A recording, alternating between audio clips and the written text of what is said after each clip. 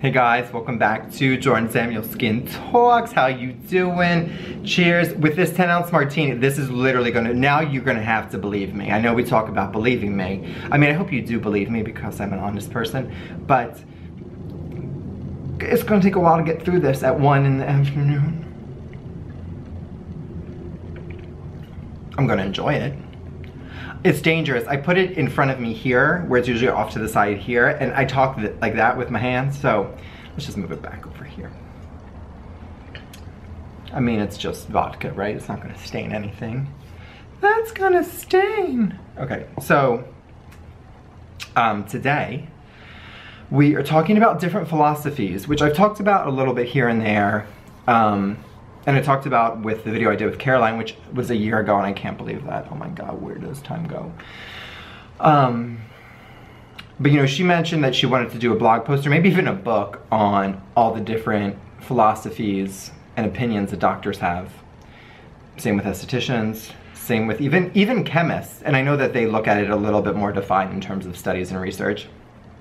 But I've always said, and again, don't take this, I don't need people yelling at me, but you can almost find the counterpoint to any type of research you find online. It doesn't mean it's legit, and it doesn't, you know, you have to read the fine print to see sort of how they went about getting their results. But anyway, so there are many different philosophies and opinions for a reason, and it's what I go back to with the choreograph your own skincare routine, because it's really up to you and your skin and your environment and your place you're living and your diet and your stress level and what you're doing, you know, for travel and what you're doing for vacation and what you've actually used prior to the one thing you're using and after, and etc., etc. So it's really hard to, I mean, I have my philosophy certainly, which is more of less is more, and the skin needs less, and it needs a few sort of superstar things, and that is it.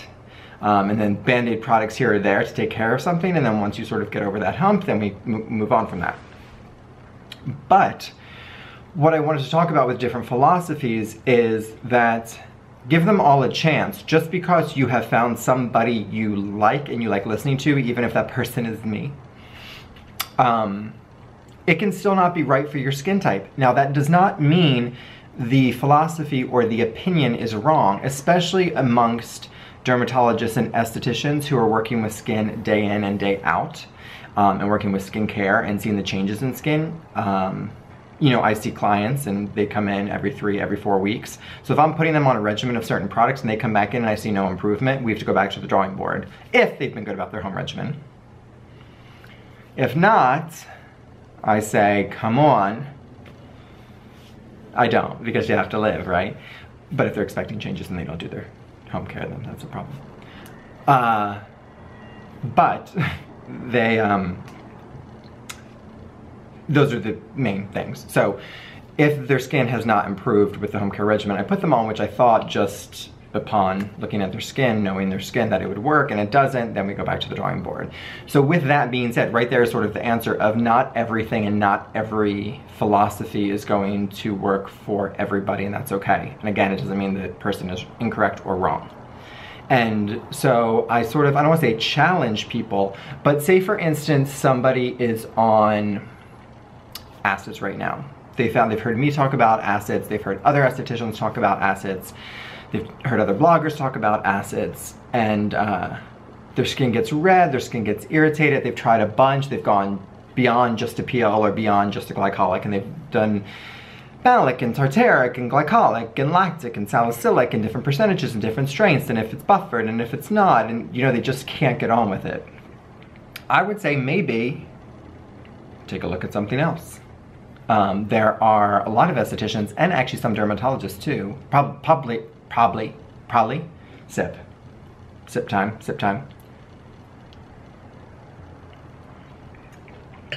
Probably a lot of dermatologists too, who are not acid friendly. I am now saying this as something I've read. It's not something that I necessarily, I get where they're coming from. It's not something I believe in, but there are many estheticians, again, probably dermatologists too, who believe in physical exfoliation, whether with a washcloth, a muslin cloth, a really gentle scrub that doesn't create micro tears in the skin, and they just want that surface exfoliation, and they don't really believe in acids.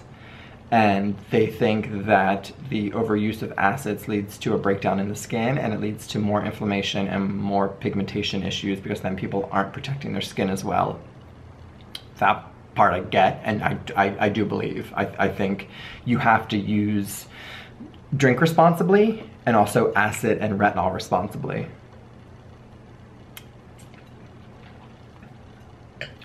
For the record, I drink responsibly because I don't know how to drive. This Manhattan baby does not know how to drive. So, Uber, Lyft, friend, my two legs. It's a great trick not to know how to drive. I know people are gonna say it's a life skill, you should know how to drive. I know, I understand that, I don't know how to drive. Where was I? But there are, so retinol responsibly, acid responsibly. And it is true. But, so just because I don't necessarily believe in that philosophy, there is certainly a skin out there that I have probably not touched or not seen that, especially being in Seattle, I wouldn't necessarily see that in my clients. Maybe it's, you know, Southern California or Florida. But who might benefit more from a physical exfoliation, the correct physical exfoliation, but a physical exfoliation instead of a chemical exfoliation. Again, it doesn't mean it's wrong, it doesn't mean it's bad, it doesn't mean you're broken, it doesn't mean anything outside of that. It's just like what your skin can do. Then you have people that believe the skin, which part of me believes this, for some skin types, that the skin is naturally exfoliating itself. You know, it's turning over. It slows down as we age, so that's what we try to do to keep it up. But if you are really sensitive, they're more about like, you know, you're just cleansing your skin, you're putting on your serums, you're putting on your moisturizers, you're protecting your skin. Let your skin do what it's supposed to have that juiciness, to have that plumpness, to have that healthy glow. I'm sort of saying this not to sway you in one direction or another, because hello, I love an acid. I have an acid on right now. Like, I like acids. I like acids. And, but challenging you to maybe even Google different estheticians and different dermatologists and different philosophies, and just sort of, especially if you are, I mean, if you're here, I feel like you're into skincare, right? Come on, you're into skincare. But just sort of to expand your horizons and learn more about skin and skincare and different philosophies, and know that they're not wrong, they just don't work for everybody. And that really is true. Nothing, I don't care who you are, I don't care how much experience, 100% of the time, not everything works for everybody. And, I mean, Naren and I have even had that discussion, and speaking of, we're actually filming this month, well, February, and to go up in March, which I'm so excited about, I can't wait to see her.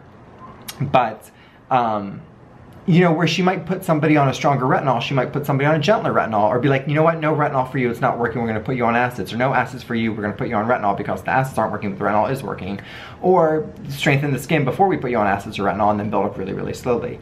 So, just like that, there is no blanket statement, and there's no easy answer to this is it, this is done. So the different philosophies, because I've seen some people comment like, can you believe this person, they said this? I'm like, well, yeah, I can, because especially if they're an esthetician or a dermatologist or a chemist, if they're working with certain things, they're seeing things firsthand, and that's where they're coming from. And everybody, again, I guarantee you, there's a lot of bi-coastal estheticians who split their time between New York and LA. And I guarantee they see two different types of skins, especially if those people are living in New York and living in LA and the regulars. I feel like there's an article or an interview with Amanda Lacey. She is a UK esthetician, and she's talked about the difference in UK and New Yorker skin. She had a stint where she did some facials in New York, and how different environments, different climates, different sort of ways of being in terms of product influenced how the skin was.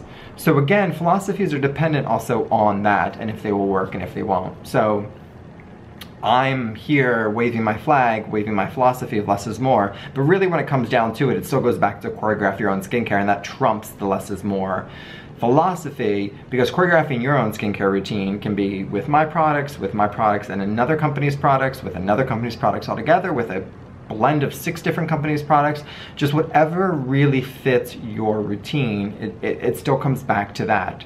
So listen and learn from professionals who are estheticians and dermatologists, but ultimately, know your skin, study up on your skin, pay attention to your skin. If you're using something that somebody told you to use and your skin's not liking it, your skin's not liking it. So that again is the answer, not what somebody said just because they are a professional. There's so many details that go into it that it's hard to, I think 100% of the time, 365, get the right answer because skin is constantly going to be changing. So always, I did a video with Renee Gothamista about checking in with your skin. Is it red from that? Is it broken out from that? Is it dehydrated from that? What did you do the night before? You don't need to be super neurotic about it in skin journaling, but you can just a little jot down, or if you're good about remembering what you did the night before. And I know that's why so many of you are posting those routines on Instagram, and it's so smart to me. You just go back and be like, oh, that is a winner or not, and then you can sort of figure that out. Even, I mean, my God, you could have a private account and not accept anybody and post it for yourself. Anyway, again, food for thought. But thank you guys for watching. I really do feel, I know I say this all the time, but I really do feel like I'm talking with you. I know I said this on an Instagram Q&A that we do want to, we did a Seattle event this year, we've done a London event before. There are 100% chance, just so you know, there's going to be a New York event, whether this year or in early 2020, I would say, but I would hope for this year. Details to follow. Settle down, it doesn't mean tomorrow, okay? We're talking like later in the year and possibly 2020, but New York is next up, probably. And there have been people that have said to me, oh my God, I just saw you. Like when I went to New York, somebody said, I just saw you. I'm like, come up. If you see me, I swear to God, you come up and you talk to me about skin or your skincare. I will happily give you a very quick regimen right there on the spot. As long as I'm not busy, I don't know what I'd be doing. Like talking to Cher or something maybe. Anyway, thank you guys for watching. That was so weird. Bye.